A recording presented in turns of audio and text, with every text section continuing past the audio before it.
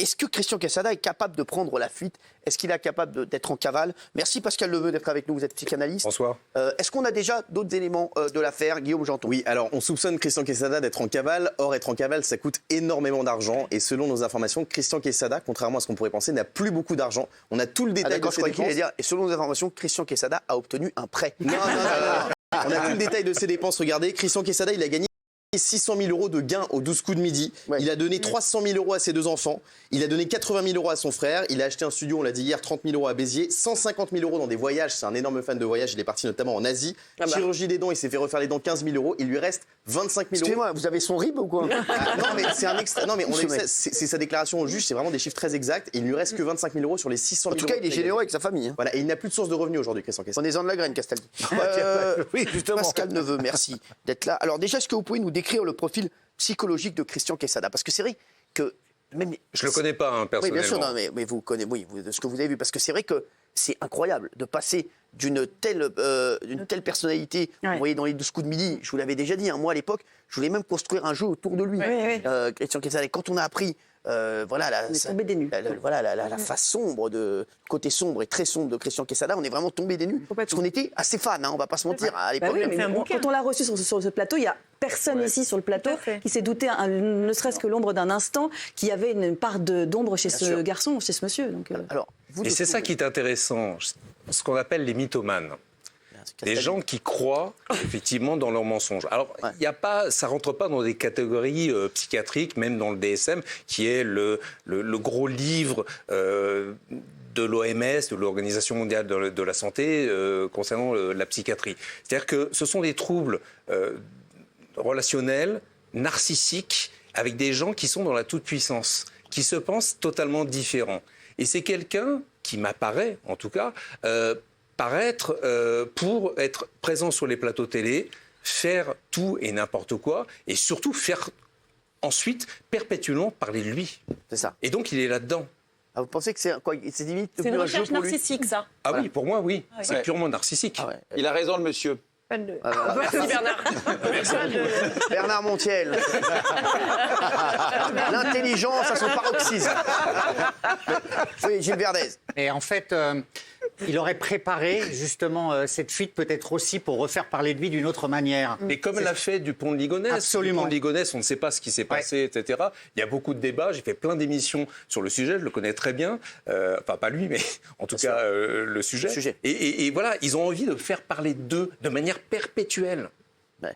Ils ont un ego hyper centré sur eux. Vous pensez qu'à la limite, tout ce qui lui est arrivé, il se considère comme un, je sais pas, on peut pas dire, mais il n'est pas con en plus, hein. Comme un héros, comme un. Ici, mais voilà, je sais pas si c'est un héros, mais en tout cas c'est quelqu'un qui est intelligent. Il a quand même réussi énormément de choses, etc.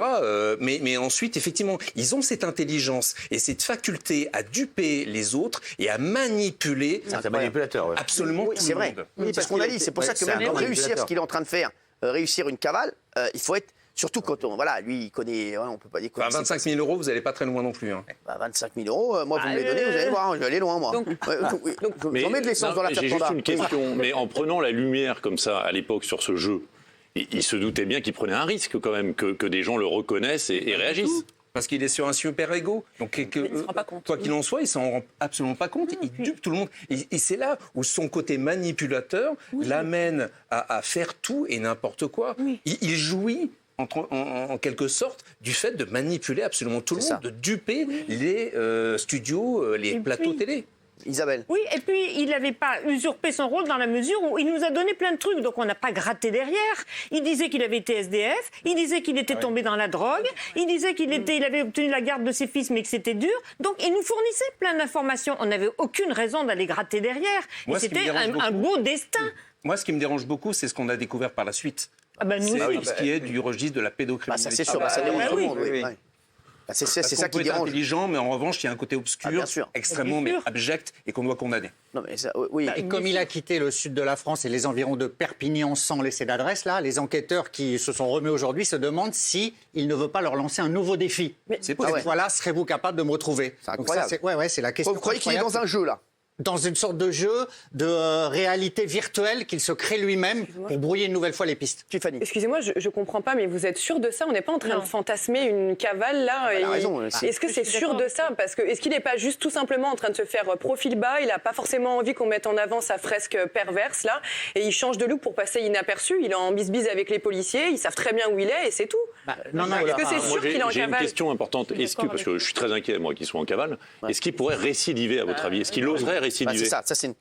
On ne peut pas savoir. On est sur des projections, sur des prospectives. On ne peut jamais deviner. Et on le voit très bien sur plein de terrains criminels. C'est après coup, effectivement, qu'on se dit, mais effectivement, c'était lui et on soupçonnait absolument rien. Mais est-ce qu'il pourrait oser aujourd'hui, avec tout ce qu'il a Non, c'est vécu? strictement rien. Je peux D'accord. absolument pas le définir. Guillaume. Non, moi j'ai appelé l'organisme qui est chargé d'effectuer les contrôles judiciaires de Christian Quesada. Au bout de 15 appels, ils m'ont répondu. Ils sont extrêmement agacés pour la situation. Ils m'ont dit aucun commentaire, appelez le ministre de la Justice. Lui seul a le droit de dire où est Quesada. Ils sont très agacés et en colère contre Quesada. Donc ça veut bien dire qu'il y a un problème avec lui en tout cas. On a vu les policiers qui sont chez lui. C'est fou. C'est pas normal. Suite à sa libération, les policiers n'ont pas à aller chez Quesada. Alors, Gilles, vous avez également des infos pour vous. Il essaie vraiment de disparaître, comme on l'a dit hier, alors? Ah oui, il y a une volonté claire de ne pas laisser de traces, d'avoir une nouvelle domiciliation. Tout est fermé, il est parti, il ne répond pas aux convocations, les policiers le cherchent. Donc oui, il y a une volonté de disparaître totalement. Il faut rappeler que s'il est rattrapé, après avoir rompu son suivi, c'est 3 ans de prison. Ah ouais. 3 ans de prison. Ouais. C'est pas grand-chose, mais un mythomane, quoi qu'il en soit, il a 3 options. Tuer les autres, se suicider, disparaître. Ah ouais, c'est pas cool. Et c'est pour ça qu'effectivement, on est dans ce Pas non plus la fantasme. folie, non? Et c'est la raison, c'est de la folie, oui, Non, c'est pas la peut-être, mais en tout cas, c'est une psychopathologie. Mais c'est la raison pour laquelle ils nous fascinent tous. Parce qu'on va les suivre, on va continuer à leur donner une existence, alors que peut-être ils sont morts. En tout cas, j'espère que la justice s'est pas trompée et qu'elle n'a pas eu une bouffée délirante. Parce que j'espère qu'il va pas récidiver. Bien sûr. Voilà. Vous avez raison. Pardon, Vous avez raison. mais, Alors, j'ai eu un petit fou rire il y a un instant parce que sachez que le nouveau détective a fait un portrait robot de Christian Quesada ce à quoi il pourrait ressembler aujourd'hui. Sachez qu'en prison, tout le monde le surnommait Robinson. Robinson Crusoe par ses co-détenus. Et il aurait aujourd'hui des cheveux longs et une épaisse barbe. Regardez. C'est Jésus. Non, C'est pas du tout une vanne. Hein. non. C'est vraiment le nouveau détective. Peur. Et là c'est vrai. C'est pas une vanne du tout, les mecs. Il n'y a pas de vanne, excusez-moi. Voilà, c'est donc le nouveau détective. Ce à quoi il ressemblerait aujourd'hui. Christian. C'est pas une vanne. Super. C'est le même. En fait, c'est le même. C'est vraiment dans le nouveau détective, c'est pas une vanne du tout. Voilà, voilà. Donc c'était l'info. Ça donne une indication. C'est bien. Qu'est-ce qu'il y a? Non, ça donne une indication. Non, mais bien sûr. Non, mais voilà, parce que c'est vrai que c'est drôle. Voilà, mais c'est. On le vraiment, reconnaît voilà. quand même. Hein. Ben oui, on le reconnaît. On le reconnaît quand même. Mais bon, pas tout de suite. C'est faut que tu non, vois. faut savoir, Tu te dis pas. Voilà, savoir, c'est pas faut savoir. immédiat. Non. Immédiat.